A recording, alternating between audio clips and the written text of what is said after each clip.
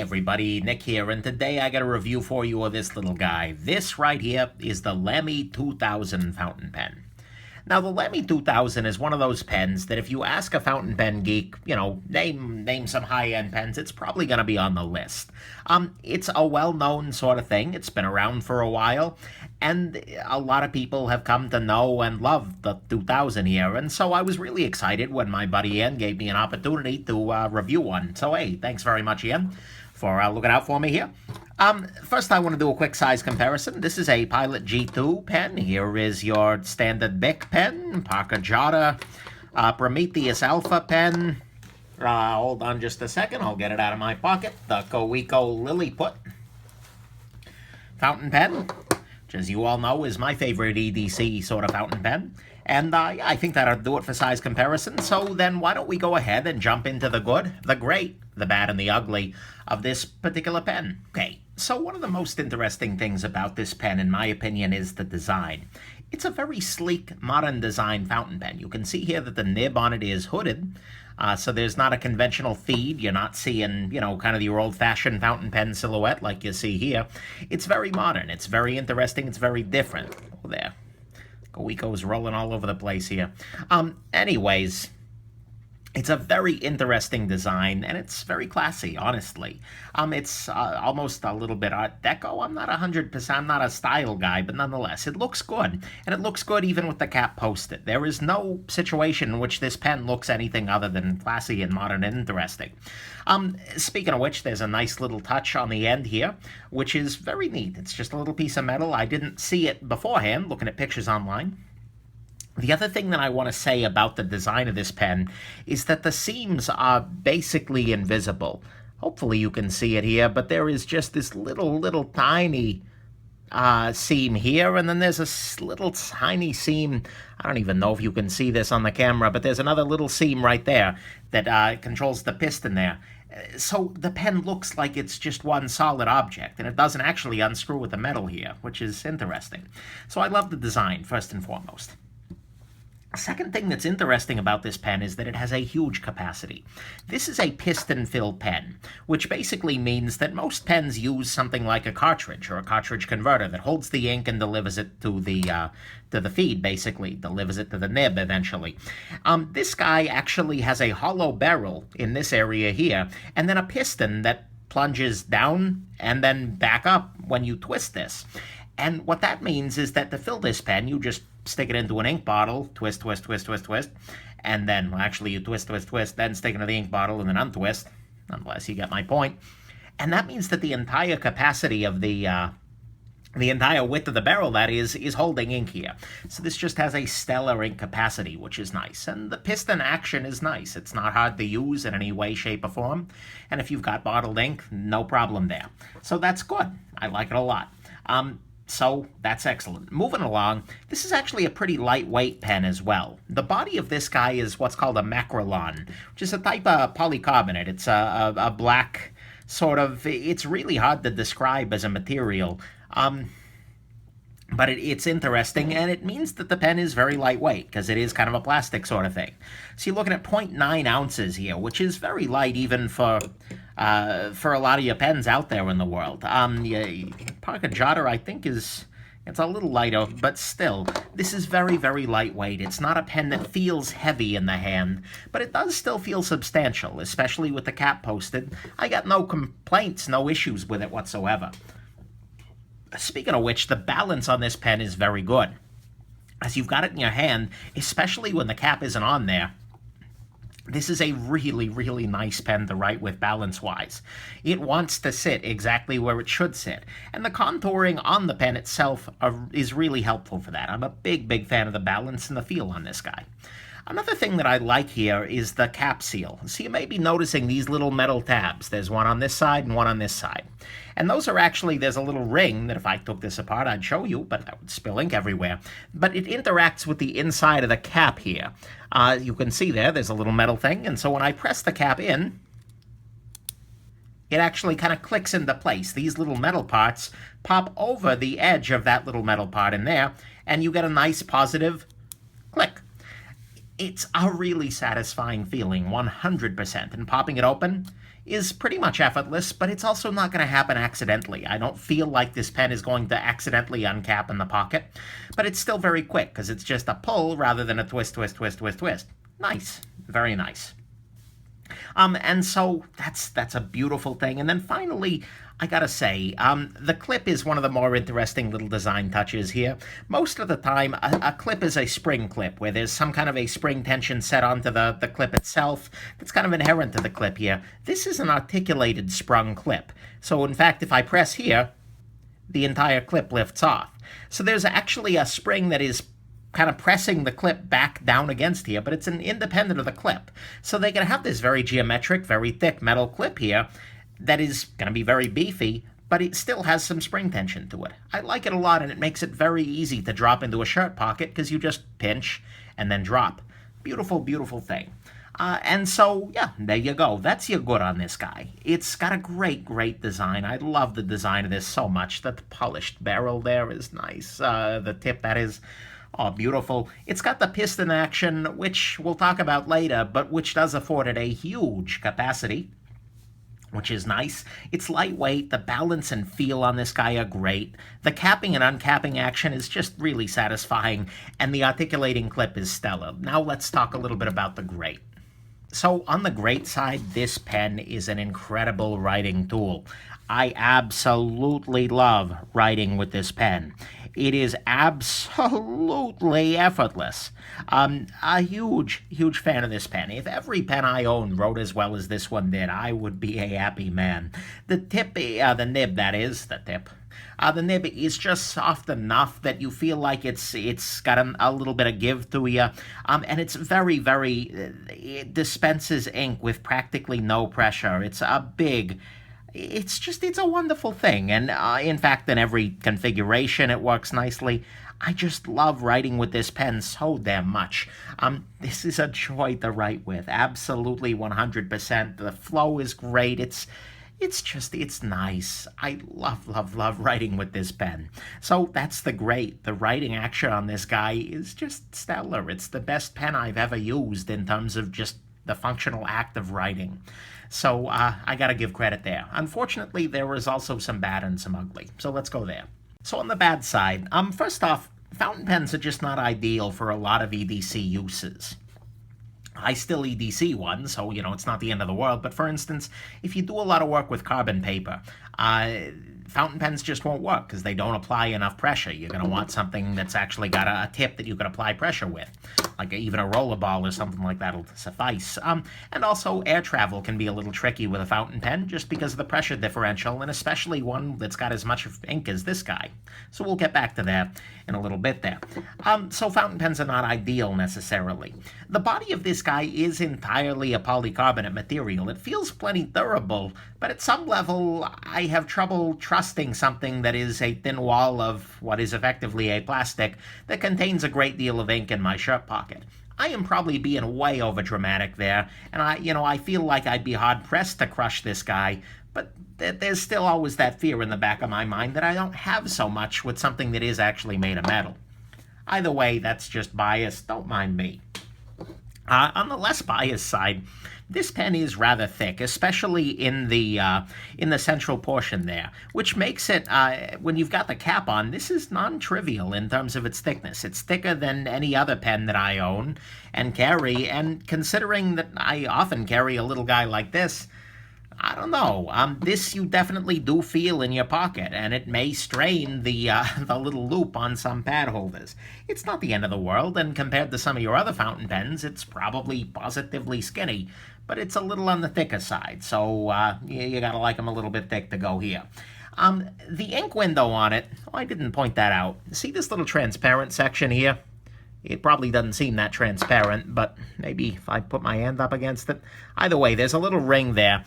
And the idea there is that that's an ink window, and you should be able to see how much ink is remaining by holding it at kind of an angle and looking in there. I mean, and it kind of works.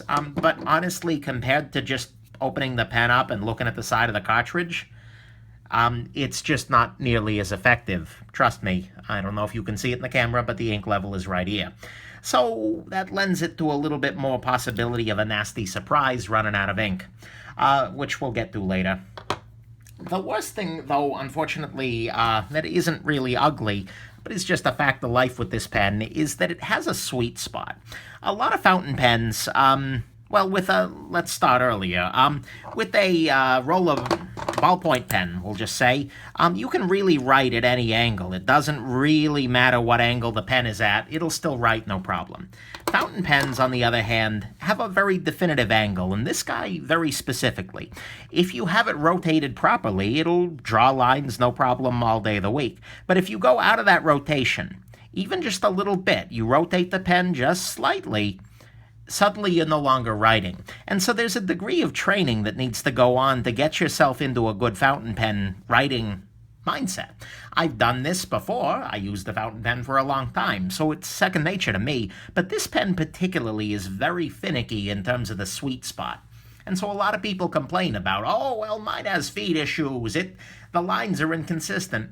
In all likelihood, it's that you just don't have that, you're not quite to the point yet where you can write and keep the angle consistent on the nib. So that is something to keep in mind here. It's got a very, very small sweet spot. But once you're in that spot, oh boy, is it sweet. Just saying. So, anyways, that's your bad. The fountain pen's just not ideal if you deal with carbon paper. The Macrolon body leaves me, personally, the nick. And this is just bias, but it scares me a little bit having this much ink surrounded entirely by just plastic. It's a little bit on the thick side. The ink window is just okay. Doesn't give me a really good sense of how much ink is in there. And the sweet spot on this guy is a little bit on the small side, which makes it tricky. Let's go into the ugly. So on the ugly side, this guy is piston fill only.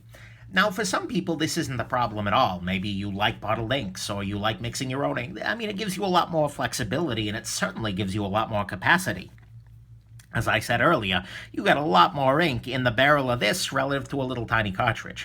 But unfortunately, it loses you a lot of flexibility, because in order to refill this guy, you not only need a couple of minutes, but you need some paper towels, and you need an actual bottle of ink with enough depth to actually plunge the pen into it. And that's in some ways not ideal, and in some situations not ideal. If you're using a pen that uses a cartridge, in the middle of a meeting you run out of ink, you just pull the cartridge, because it's empty now, there shouldn't be much ink left, and you pop a new one in and you're back in business. You're not going to be able to do that with your Lamy 2000. The other thing that really complicates is air travel. You can certainly fly with a fountain pen, and you're probably not going to have much in the way of concern with leakage, but the way to make sure that you're not going to have a problem is that you take the old cartridge out before you fly, and then you put a new cartridge in when you land. Oh no, you're out 5 cents if you used a partial cartridge or something like that. But that way there is absolutely no concern. And you can even throw a couple of more cartridges in your pack and just carry them around, and no one's gonna complain, and you'll always have more ink. If you're flying with this guy, though, unfortunately you're either flying with what's in here, which means if you run out of ink, you're kind of up a creek, or you're flying with a bottle of ink, which remember that the SA is gonna bother you because it's a liquid. And not to mention, if you check your bag, you've got a glass bottle full of ink in your luggage. That's a dangerous game. But either way, the piston fill thing makes travel a little bit more of a pain in the neck and just makes generalized quick refills not really possible. Fine if you're sitting at your desk and writing at your desk, but it's not so fine if you're planning to carry this and be out and about. Speaking of carrying and out and about, the other ugly thing about this is that the ink tends to shake out a fair amount when you jostle the pen around. So I carried this in my shirt pocket, just on my chest, not with a pocket protector, I'm not that bad, but nonetheless, for probably 4 days.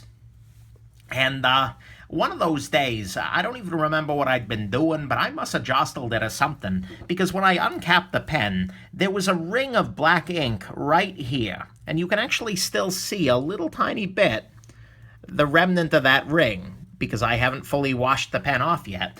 And that's a little bit ugly, because that ink was liquid on there. And so if I wanted to write with the pen, I'd run the risk of inking my fingers pretty heavily, and it was also all over the nib and everything like that. And so in order to use the pen, I actually needed to grab a paper towel.